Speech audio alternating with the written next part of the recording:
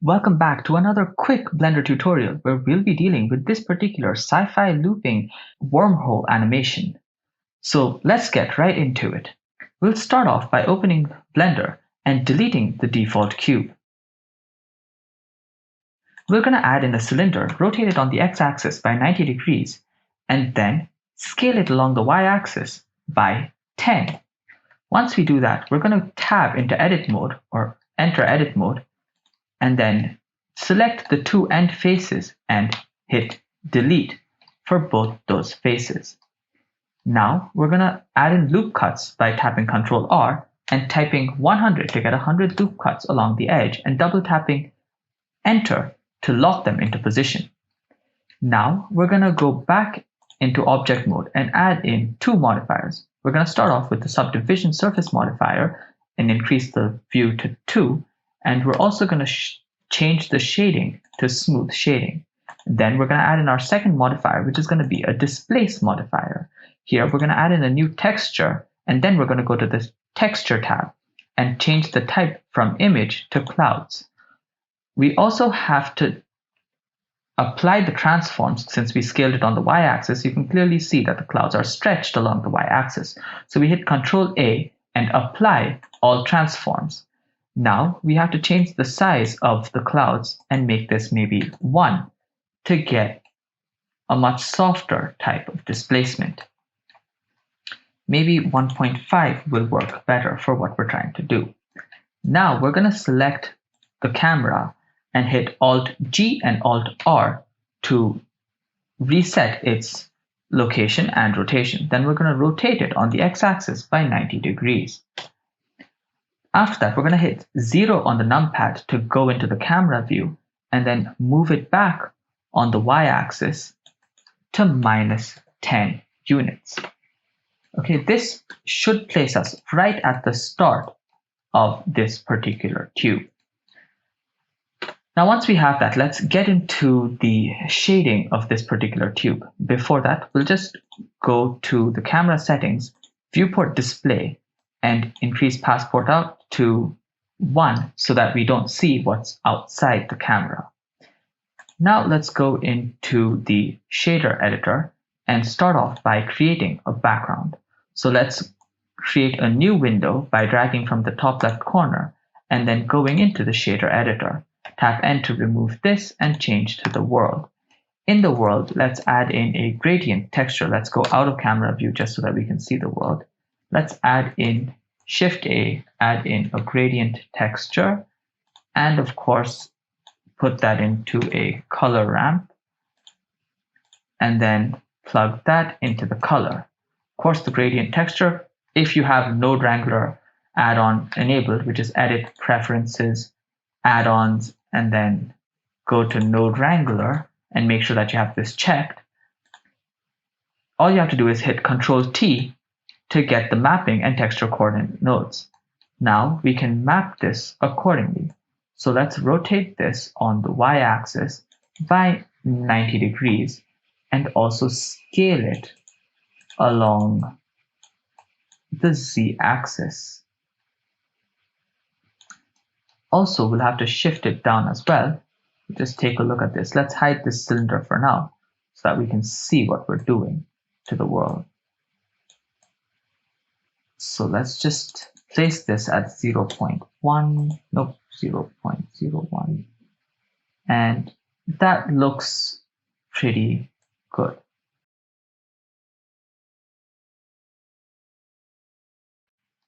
Now that we have a nice gradient, let's change the colors for the gradients. So since this is a space scene, let's go with this sort of a color, and I think that should do good. Maybe shift this down by a little bit more, maybe 0.02 or 0.03 should do 2. No, 0.03.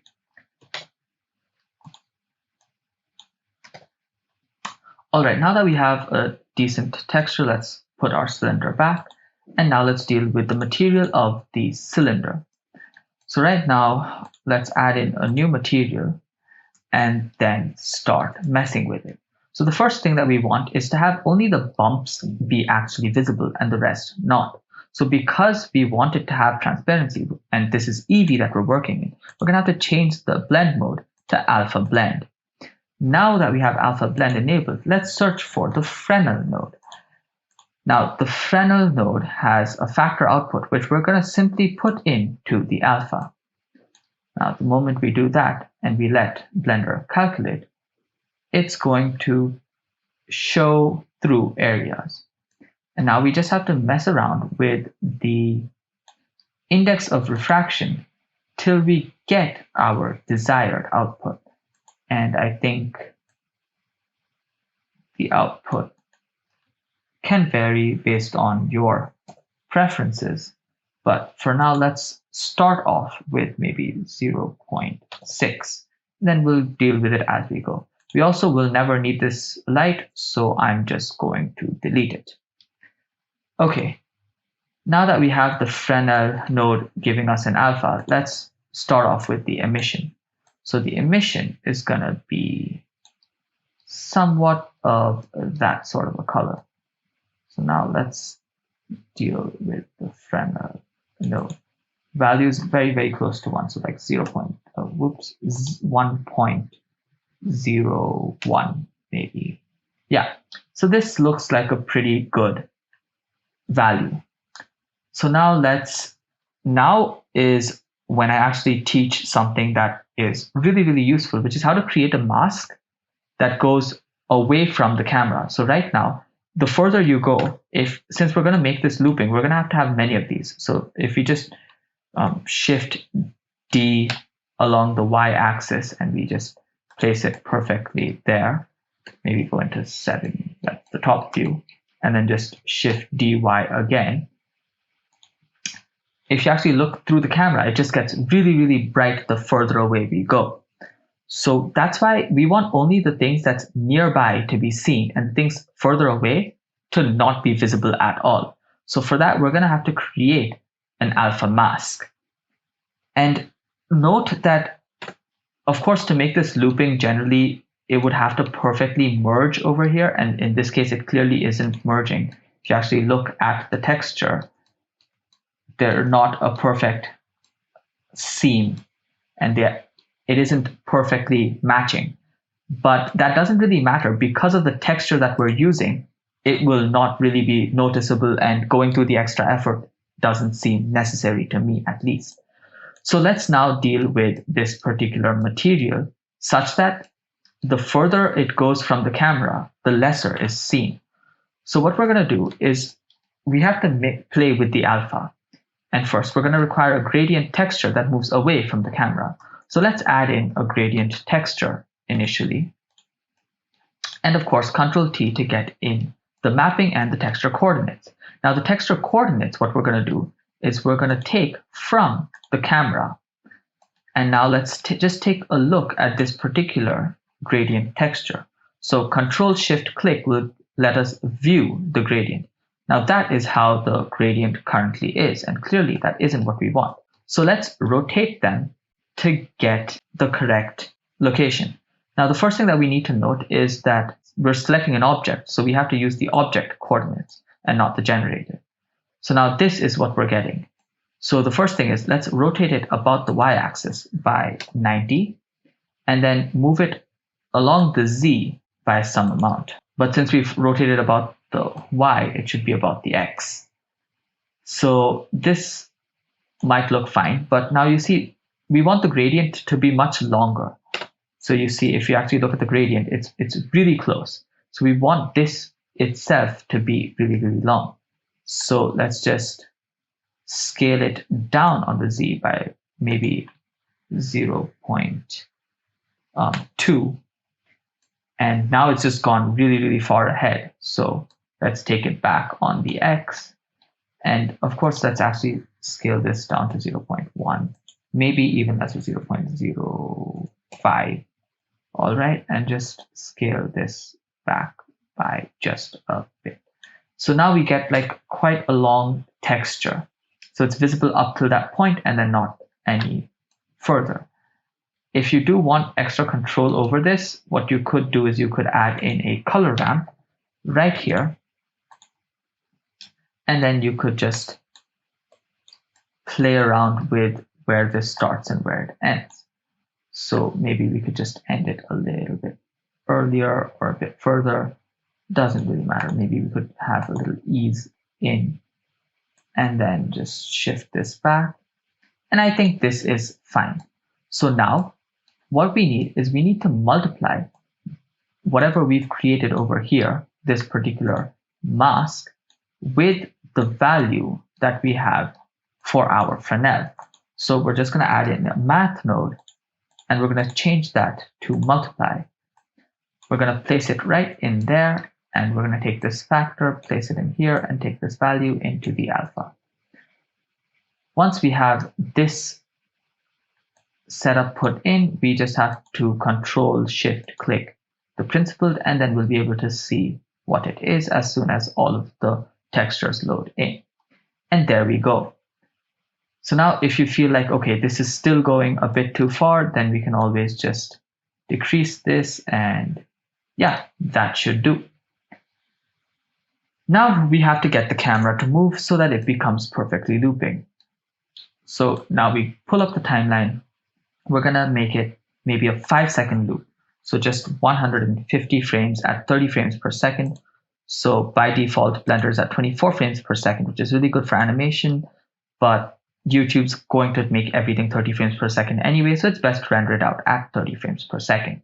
So let's select our camera and just hit I to set a keyframe for the location, rotation, and scale, or just the location would be enough in this case, but at the first keyframe. Now let's go to 151 and then shift it by GY and just move it along by 20 units, because that is the end of the first and the start of the second. Okay, so we're gonna click here and click I, location, rotation, scale. So now let's take a look at this in our camera view. So it just goes through and does it perfectly loop. Almost, it stops, and that's happening because we didn't change our interpolation mode to linear. So for that, we just go here, we select both the keyframes, and then we hit T to change the interpolation to linear. And now it's going to loop absolutely seamlessly. Perfect. So if we switch this off as well, it should look even better.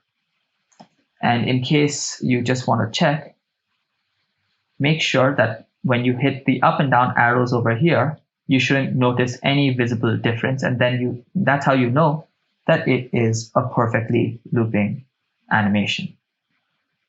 So now we have to add in all of the other stuff before we hit render, just to make the composition a bit better. First thing, if you want to change the colors of this, instead of just having a single color, you could add in multiple colors, but I think this much looks good enough for me. Now I'm going to go into the object mode and we're going to switch on overlays again. I'm going to add in a plane, which is going to emit particles. So I'm going to just scale this by 10 units, and then I'm going to GZ just to move it on the Z-axis. Now this is going to be a particle emitter, which is going to emit what we are going to use, basically somewhat of stars or something, just because this is supposed to be a space-like region. So let's add in what object is going to be emitted, and I'm going to choose a UV sphere for that. I'm going to move the UV sphere to the side. We're going to see how we color the UV sphere later on. Maybe just scale it down quite a bit, maybe to 0.2. And then let's select this and create the particle system. So we go to this particular particle properties and we add in a particle system. Now, maybe we will change a lot of these parameters. The first thing that we're going to note is that these particular stars, since we want it looping, I don't want them to be moving like particles. We're going to realize them eventually. So a lot of the things don't really matter. So the lifetime, we're going to keep it as 150 itself because it doesn't quite matter. We're going to have the end frame to be around maybe 100, and we're going to see exactly where the particles are. We'll see that in a bit. So the velocity normal of 1 meter per second is something that we require. And then we're going to have to change all of set the gravity down to 0. So now when we actually play it, you can see where all of these stuff are. Now let's go to 100, maybe frame 100, and see where all these particles are. And clearly there aren't enough particles as per my liking. So we're going to increase the number to maybe 3000. And then we're just going to redo this. Now let's take a look at it. No, not at all. Okay, so maybe the first thing that we'll do is we'll just scale this down on the x-axis so that most of the particles do end up inside. A few of the particles we do want outside because that is what will be seen. If you actually go to the rendered view and we take a look at this again, you'll see the particles outside are also visible. So anyway, let's just take a look at this and say that nope, we require way more particles. So, oh, I went down to 300 instead of 3000, no wonder. All right. Now it's hopefully going to look much better. Yeah, this looks about fine for me. Let's go to frame 100. And now let us actually give it the object. Right now, these are just halos. We're going to switch these to an object and we are going to select our sphere. So now that we have our sphere selected, you can actually see it. Now we have to give them some material. So we select our sphere and give the sphere the material, and that will go along to all of our particles. So let's call this material as our stars, and let's deal with it.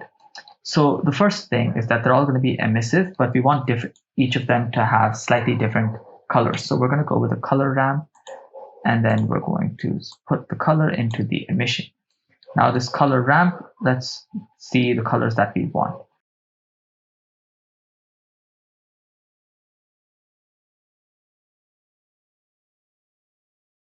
Okay, keep this from linear to constant so that we have the different colors.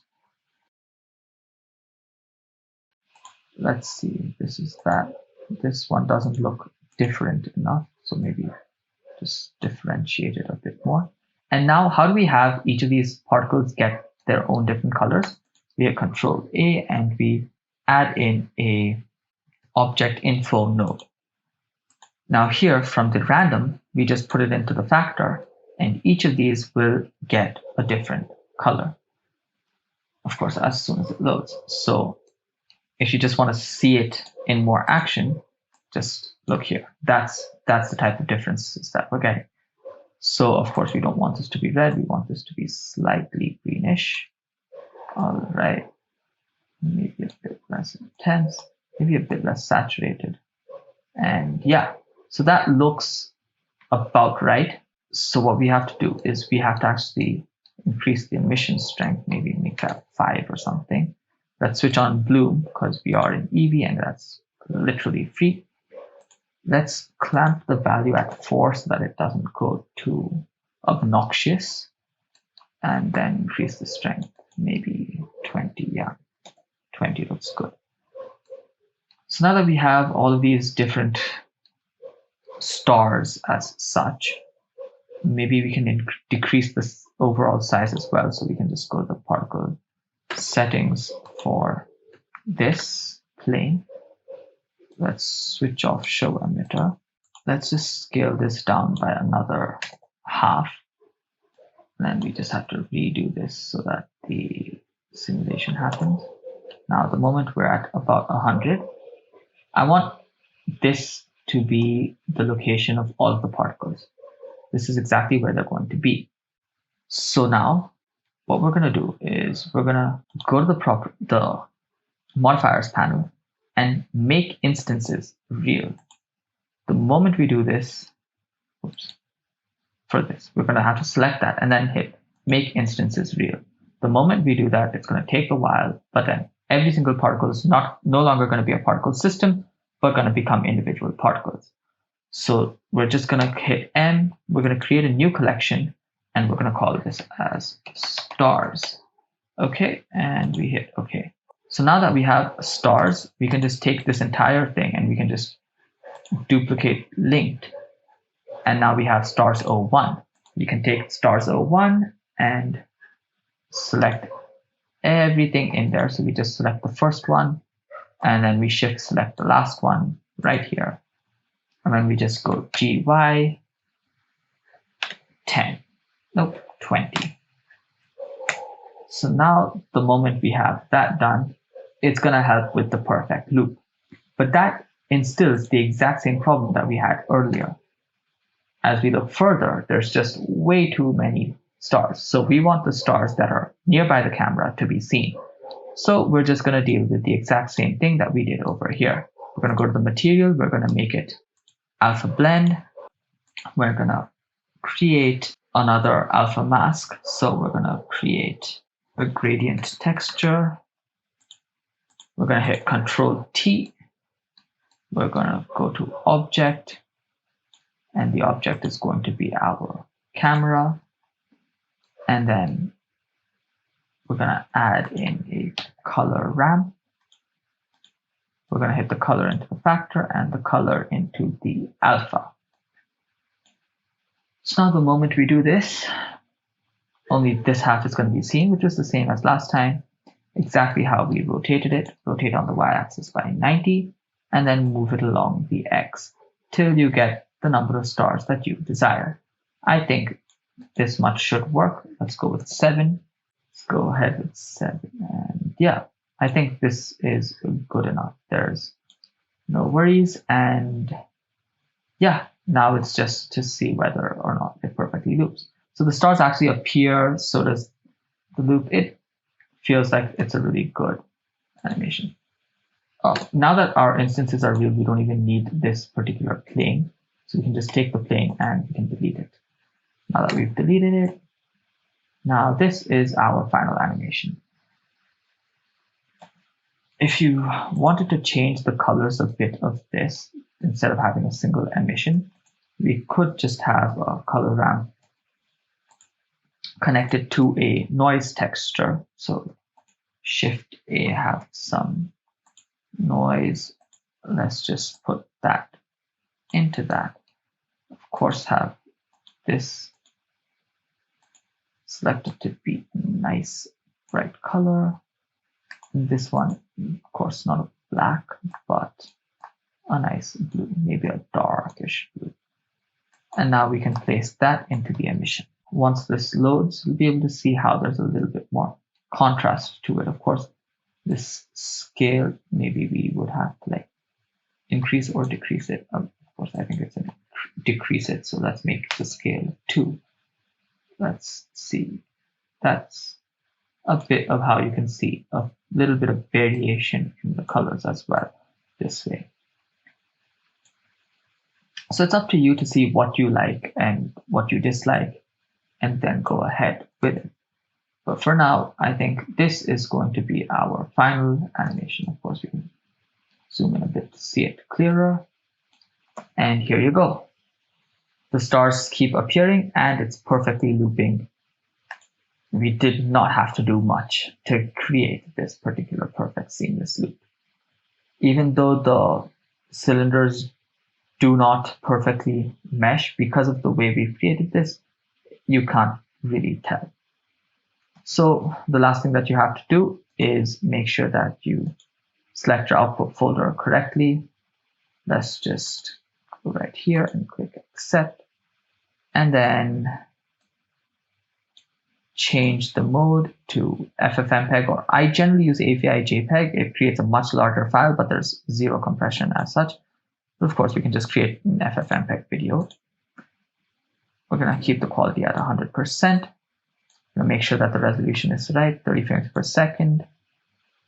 And we hit render animation. Yeah, once this entire thing renders out, it'll be done. Make sure that you check out our other tutorials. We don't have any tutorials up as of such.